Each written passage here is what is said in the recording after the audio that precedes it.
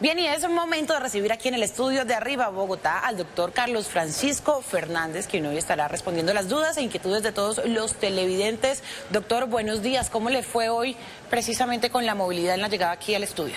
Pues la verdad, la gente está tortolada y no sale, pero pues por la ruta que yo traía o por la que venía, pues fue muy rápido, porque no hay nadie. No, y además dentro de la ciudad, en algunos puntos en donde no hay bloqueo, la movilidad está de maravilla. La verdad es que a mí me parece que esto, ayer por ejemplo, en la consulta, sí, los pacientes no llegan porque no llegan. Citas a 4, 5, 6 meses con una agenda congestionada y no pueden llegar. Usted sabe, Aníbal, lo que significa reprogramar una agenda de estas, pero no es el cuento de la reprogramación, es el impacto negativo sobre estas personas. Entonces uno dice, pues aquí hay unos dueños del país que son los que bloquean las vías. Ahora, que ustedes tengan derecho a protestar, pues eso nadie lo discute. Sí, pero ¿quién le repone, por ejemplo, sí, el daño que causan en personas como esta? Estoy hablando desde el campo de la salud. A mí me parece que eso es criminal. Ahora, que no, que es que maravilla que dejan una ruta. Escuché a alguien, es que dejamos un corredor humanitario, como si estuviéramos en la guerra de Gaza o como si estuviéramos en Ucrania. No, yo creo que esto necesita unos diálogos civilizados y potencialmente buscar soluciones, pero afectar a todo el mundo de esta manera, a mí me parece irracional. Ahora, si usted tiene su camión y si usted tiene su bus y si tiene lo que sea, yo le respeto todas sus condiciones. Todos tenemos dificultades.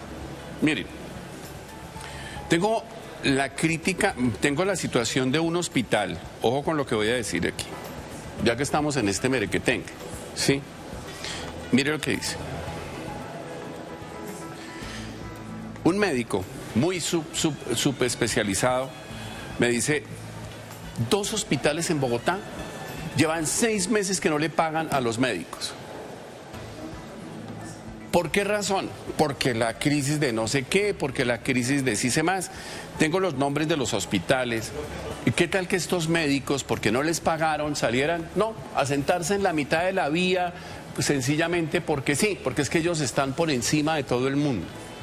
Mire, señores camioneros, señores transportadores, todo lo que sea, todos tenemos dificultades, pero si las vías de hecho definitivamente son las que se imponen para que nos escuchen, estamos vaciados. Y la verdad, yo creo que aquí, por ejemplo, el daño que se le está haciendo, hablo desde el campo de la salud, a muchísima gente, y lo digo porque yo trabajo en un hospital, y las limitaciones para que la gente pueda llegar a una consulta, no solamente por los bloqueos, sino también por el susto que les da. Pueda que lleguen ahorita, pero después cómo vuelven a su casa. Entonces, me parece que no. ¿De cuándo acá? ¿De cuándo acá? Sí, ahí hicimos un cambio.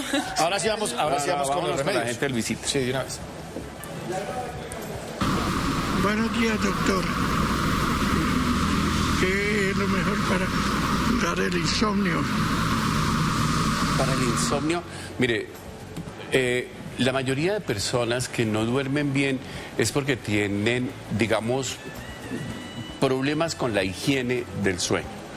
Cuando hablamos de higiene del sueño hablamos de varios componentes que parecen elementales pero que son muy importantes. Por ejemplo, los horarios. Usted tiene que acostarse, usted tiene que levantarse todos los días a la misma hora. A la misma hora. Qué curioso, Aníbal, María Fernanda, el sueño se regula por la hora en la que uno se levanta. Si usted se levanta siempre a la misma hora, pues obviamente de ahí para atrás empieza usted a contar. Por ejemplo, si usted se levanta todos los días a las 3 de la mañana, 3:30, pongámoslo. 3:30, Aníbal, ¿a qué hora? Él puede ser el ejemplo de 3:30. Mejor dicho, si usted no vende desayunos y no es presentador, pues usted tiene una hora fija de levantarse. Siempre, empiece por levantarse siempre a la misma hora. Ahora, de ahí para atrás usted empieza a contar cuántas horas está durmiendo antes de llegar a esa hora. Por ejemplo, ¿y cuántas si solamente duerme 3 horas, entonces usted se acuesta 3 horas para levantarse siempre a las 6. Si usted, ¿para qué? Para que esas 3 horitas las vaya usted regularizando de manera más o menos. Eso es un proceso de adaptación y de entrenamiento. A medida que usted va ganando tiempo, se va acostando más temprano. Entonces, 3 horas para levantarse a las 6, luego un poquito más antes, entonces 3 horas y media, 4 horas, y va corriendo de tal manera que su sueño sea más o menos continuo.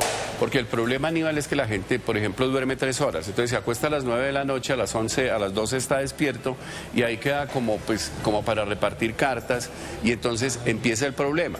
Se pone a leer, se levanta, trata simplemente de hacer el teléfono, que es terrible porque esta luz blanca, esta luz azul, pues activa pues unos neurotransmisores que lo mantienen a uno alerta, le da por comer, etcétera, y por supuesto eso se altera.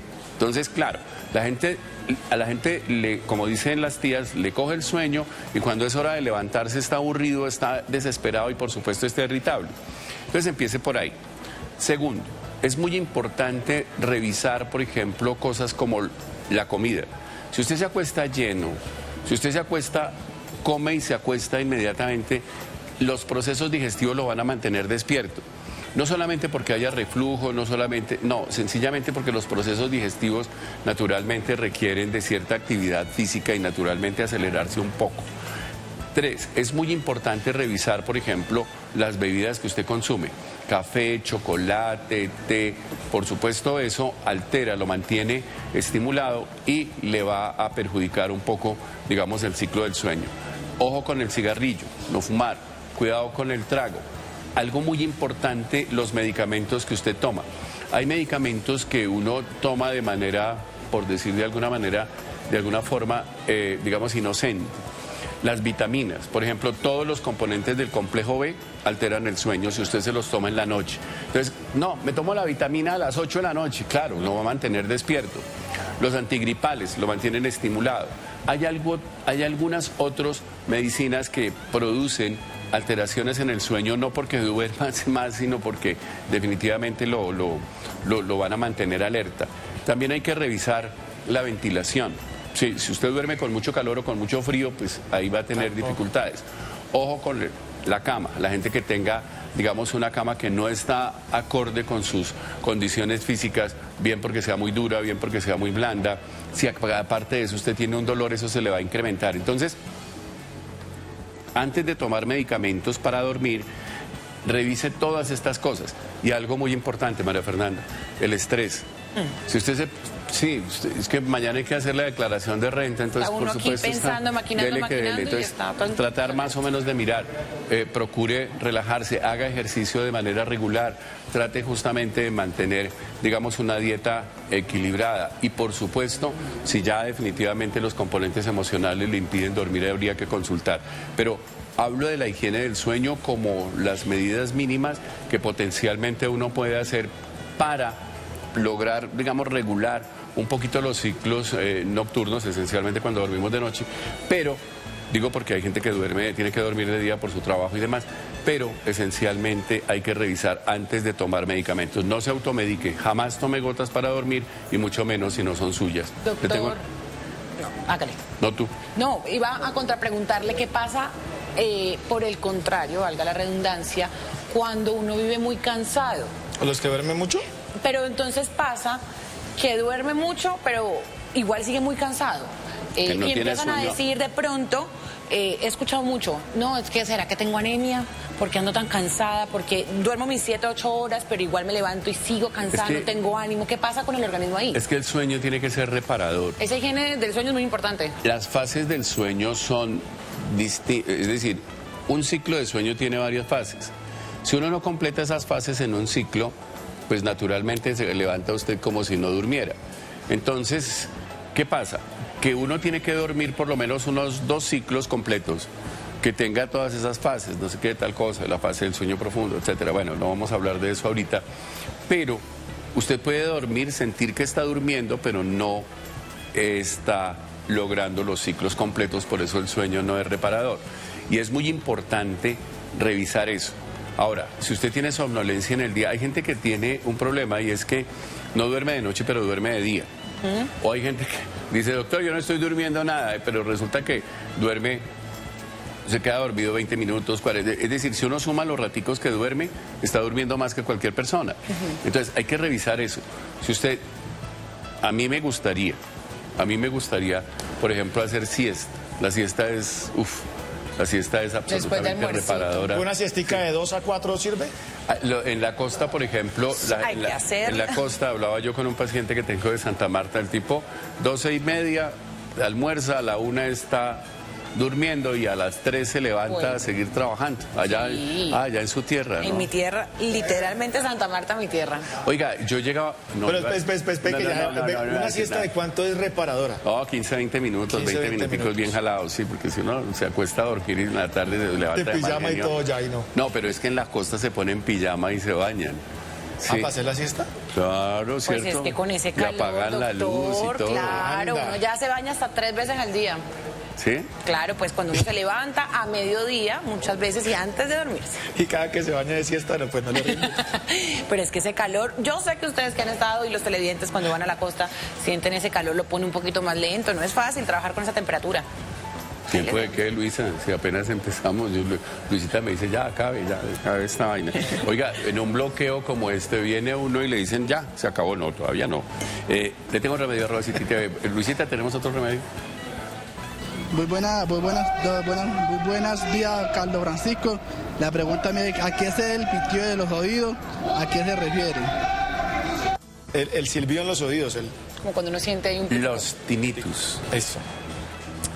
A ver, a veces uno escucha cosas, ruidito allá, un pitico, que puede tener diferente intensidad.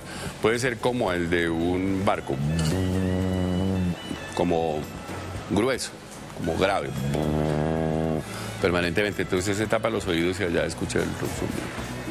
Puede ser un pitido.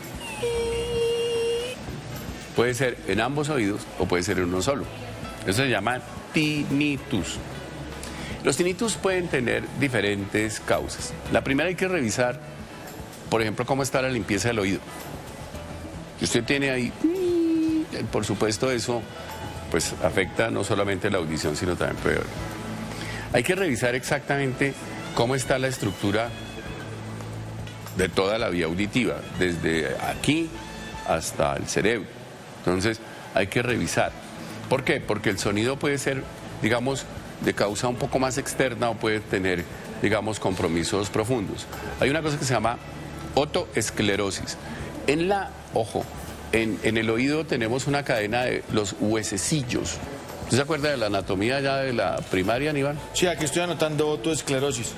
Entonces, están el estribo, el martillo y el otro. Y el tímpano. Y el yunque. Eso. Yunque. Son huesos, son huesecitos, son huesos diminutos allí. Y al igual que ocurre con los huesos grandes, esos pueden esclerosarse. Entonces, ellos pueden, digamos, esos tienen que moverse y moverse mucho. ¿Para qué? Pues para tratar justamente que, de acuerdo a su estructura, de acuerdo a su condición, determinen, digamos, una función que es absolutamente interesante, iba a decir mágica, pero es muy, muy buena, pero necesita que eso esté muy bien ordenado. Entonces, en la medida en que uno va envejeciendo, al igual que ocurre con las articulaciones del cuerpo, las articulaciones en estos huesitos pueden también alterarse. Entonces empiezan a pegarse y ya no funciona igual.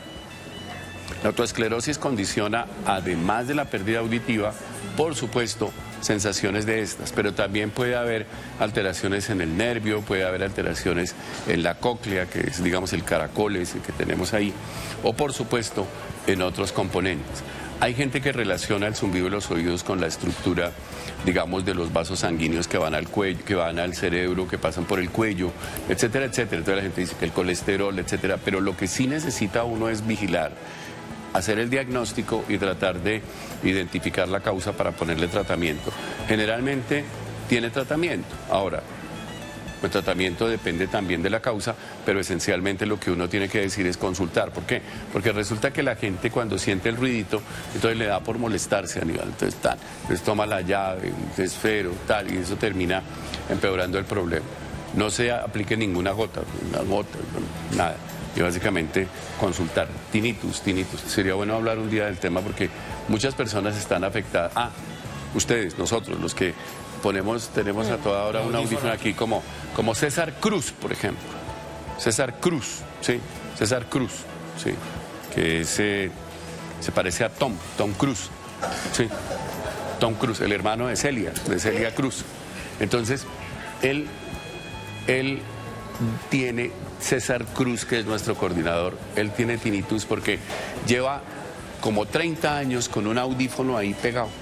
Y tiene un problema y es que anda con el audífono en una sola oreja. Y entonces lo que hace es cambia. Hoy están en la derecha, hoy están en la izquierda. Entonces las personas que tienen el uso de estos audífonos, que no solamente los profesionales de la comunicación y el sonido, sino que hoy todo el mundo, ustedes se sube, por ejemplo, a un Transmilenio. Hoy no. Cuando se puede subir, cuando lo dejan subir. Entonces, y encuentra, o uno va por la calle y encuentra a la gente, se sube uno a un ascensor y la gente va escuchando aquí su playlist. Y todos en el ascensor escuchamos los audífonos. Y entonces, por supuesto que esos niveles elevados de sonido ahí de manera directa en la oreja van dañando la vía auditiva y naturalmente eso también es una causa de tinnitus. Aunque hay unos nuevos que se ponen por fuera del oído. Eso es una tecnología. Así se llama bafle. Eso en mi época se llamaba el bafle de la radiola. Son audífonos que era el bafle de la radiola. ¿O no, César? El bafle, ponía uno allá en una esquina de la sala y el otro en la sala. Sí, eso se llamaba bafle. ¿Sí era eso lo que me dice María Fernanda? No. Después le enseño, después le muestro. Dice que un audífono. Le tengo remedio@cititv.com. Ya echamos el de cuándo acá. Ahorita me dice Luisa. Sí. Oiga, señores, yo creo que, pero es que ayer dice que se sentaron a dialogar, pero eso no dialogan, porque esto es un diálogo de sordos. Entonces lo que se necesita obligatoriamente es pensar que los intereses definitivamente no son los de ustedes, ni son los intereses del gobierno, ni son los intereses de los camioneros. Aquí hay de por medio un país que necesita, pues obviamente, que ustedes se sienten a dialogar. Eso es como la pelea entre familiares. Entonces está la mamá, está el papá y los hijos ahí en la mitad esperando a ver qué deciden. Hombre, seamos serios. Yo creo que definitivamente este país necesita civilidad y por encima de todo acciones hacia adelante. Que ustedes tienen derecho a protestar, sí. Que el gobierno tiene derecho también a poner las cosas sobre la mesa, también. Pero pues por supuesto que sin perjudicar a la gente y pensando que lo que necesitamos es echar para adelante. ¿De cuándo acá? Suscríbase a nuestro canal de YouTube, active la campana y no se pierda las últimas noticias. Somos Canal City TV.